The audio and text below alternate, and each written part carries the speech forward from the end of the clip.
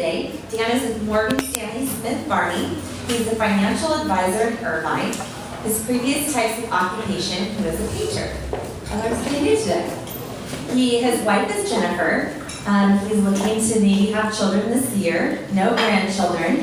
His dog Theodore and a cat Gizmo. He currently resides in Anaheim Hills for the last year.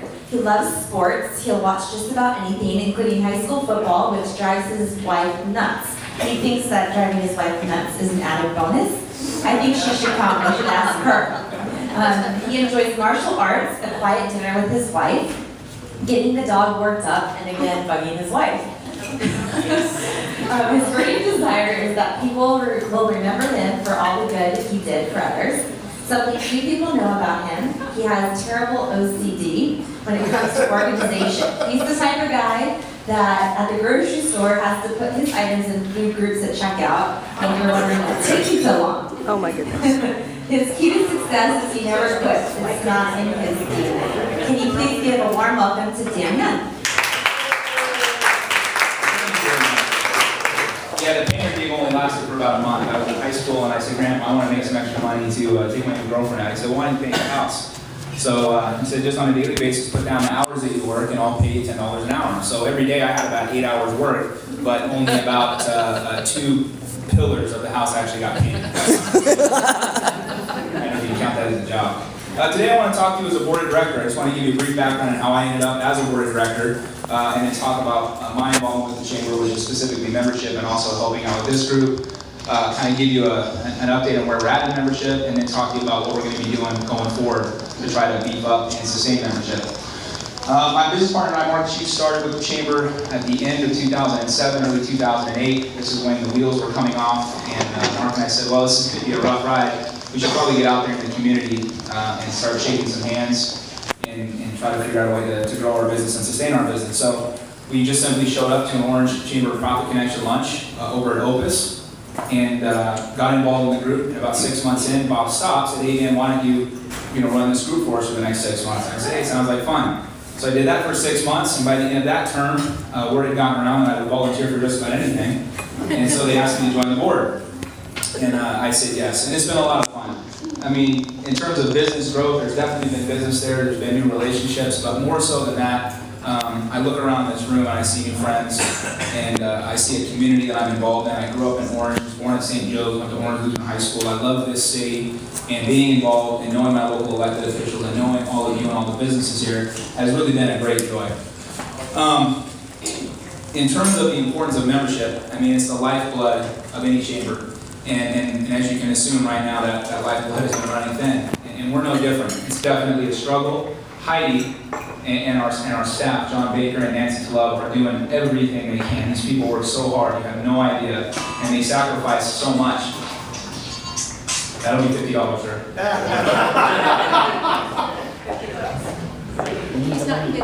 Yeah, that's exactly right. You need the money. Just give it directly to Heidi. What's that? Give the money to me. Give it. Oh, yeah, I'm sorry. Give it to Nancy. So Nancy comes in and she's been working her butt off to keep membership at a certain level, but there's only so much you can do in terms of membership. And we've lost a good chunk of people over the last couple of years. But due to Heidi's efforts in trimming the budget where we can, including moving from our previous location, the headquarters, to the Royer Mansion, which literally cut our expenses by less than over half in terms of rent expense and so forth. Yeah, absolutely. Just that move alone put us, that much closer to being in the black, but we still got to have membership. So where are we in terms of the state of membership?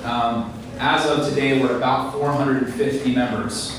Just so you know, for us to be in the black, we've got to be at about 500 members. So our goal as a board and as a membership committee, and I'll talk about the committee in a second, we've got to grow this thing by 50 just to make sure that we're a viable, sustainable organization. And that's going to take more than just the committee. That's going to take all of you. I mean, it really is. We have no better source of new prospective members than all of the people that you know here in our local community, all the other business owners and sales representatives that you know in this community. You've got to have them here. You've got to have new faces, not only to grow our businesses, but again, just to make sure that we're going to survive as a chamber. You can only do so much cost cutting as a business before you get to that bottom line, and there's no place else to trim. And other chambers, such as Tustin, have lost their CEO. and they were in turmoil for a while. We don't want to have that happen here. We don't want to lose Heidi, because she has done an unbelievable job of turning us not only just from a networking organization, but turning us into a viable legislative power where our local elected officials and our state officials and even our national congressmen listen to what we have to say as a business community. So this is much more than just growing your business and developing business relationships. This is about being able to create an environment where our elected officials listen to us as a business community. So we've got to sustain membership. Membership Retention Committee. This was something that we had and then kind of faded away. Membership and membership drives is always the hardest thing for any organization like this. It's hard to recruit people that actually give you know what, that will show up to the event with a list of people that they're going to actively try to recruit to grow an organization like this. I know it's hard. The reality is, guys, that without your help, we'll be in trouble, because we'll continue to lose some people. I mean, that's just where we're at in our economy. It's just a fact of life. So unless we have those new, fresh bodies coming in, it's not going to be a good ending. So we're going to reestablish the membership committee. We're going to be having our board of directors retreat tomorrow, and we're going to be going over this. And membership is going to be the key concept that we're going to talk about. Is there a bird in here?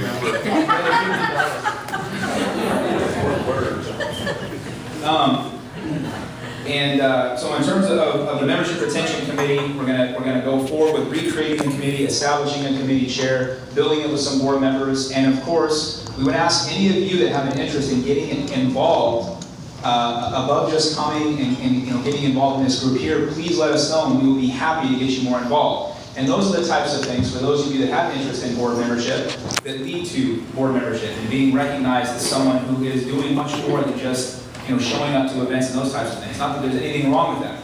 But the more we get people like you involved behind the scenes, the stronger we're going to be as an organization. We're going to have another membership drive. Last year I headed up an effort to do a membership drive, and we kind of tried to establish this ambassadors against board members, and it was a wonderful concept, except for nobody showed up. Now that was very upsetting to me, because we literally spent about a month or two kind of planning something that we thought would at least be somewhat fun and enjoyable, so that it wouldn't feel so much like pulling teeth. But even the board members, even our very own board members, there wasn't a lot of involvement. It was very upsetting.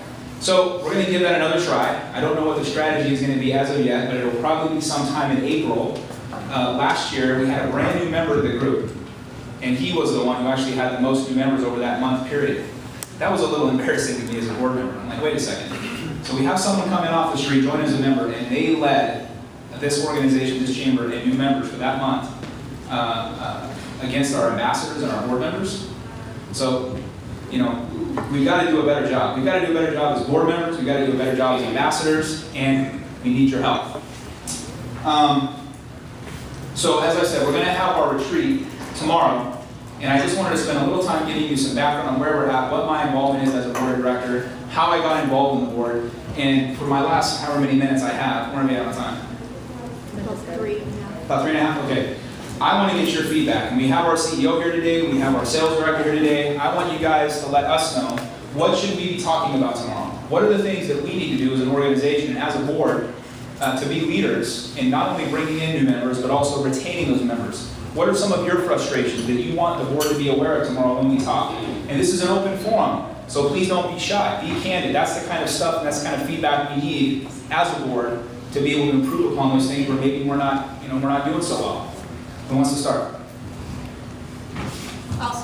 I attended the procurement workshop yesterday, which had Orange Unified, representatives from Orange Unified, Rancho Santiago, and Chapman University, and it was very worthwhile, and I'm hoping that you're going to continue to offer things like that to give us the avenue to find new business, because it was true.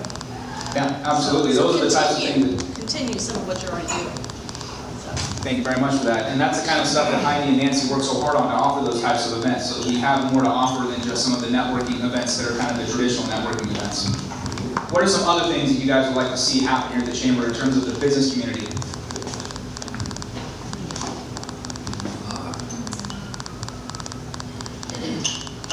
Continuing what you were saying, I attended the recognition event for the Fireman and Policeman of the Year a few weeks ago, and that was very successful, and I will continue to recognize more of our public figures in our city. It'll be fantastic. You know, to dovetail off of that, we might want to do, to feature a business person of our chamber. Awesome. Like on a monthly basis and, you know. That's a good idea. That is an awesome idea. So That's a great idea. Hey, Dan, that's what, why I give them little bucks. I know I'm fairly new to the chamber, so. Yeah, so just, all right, just kidding. So what about, I mean, are there golf tournaments? Do we have a formal banquet, you know, annual Yeah. award Yes. banquet? Okay, cool. Yeah, we tried. The golf tournaments, you know, for every organization has been a little bit challenging. You know, the round of golf's not necessarily cheap, especially in some of the areas that you play around here. And so we do try with those things, absolutely. And I think we have a volunteer to head up our golf committee. So thank you. Way to go, Dan. Dan, I'm new also, so I'm going to speak blindly. I know in Long Beach, they have a women's council, which is an extremely dynamic arm of the chamber. And it actually draws in hundreds and hundreds of members just to support that. And you have to be a member to belong to the women's council. And I know that when they instituted that, it jumps their membership 30%.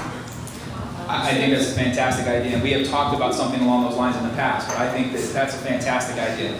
That's a wonderful idea. So we should talk about that. I heard the Dan. Are we done? You're done. Done? Okay. Maybe one more question or comment? Well, I know I brought this up to Bob, I think I brought it to you before. And I know this is done in Fullerton, it's called the Point Card, and P-O-I-N-T-E card, and it's a discount card for members to use at businesses that belong to the chamber, or to businesses that belong to Profit Connection, or whatever. I've talked to it different ways, either Profit Connection, my restaurant would be willing to do that if we put out a card, you know, and people that I know that they are giving back to the community or to the chamber by being a member, I'm willing to do something for them. And we talked about that, and that's a fantastic idea. You can write that one down for us. All right, guys, please think about this, because I want you to send any of your additional comments or questions either directly to myself or directly to Heidi, because tomorrow we're going to be spending all day going over these things. I ask you, please, from the bottom of my heart, if you want to see this organization succeed, if you want to see it be viable and strong and be an economic and political power, we've got to have your help in generating new membership. Thanks very much.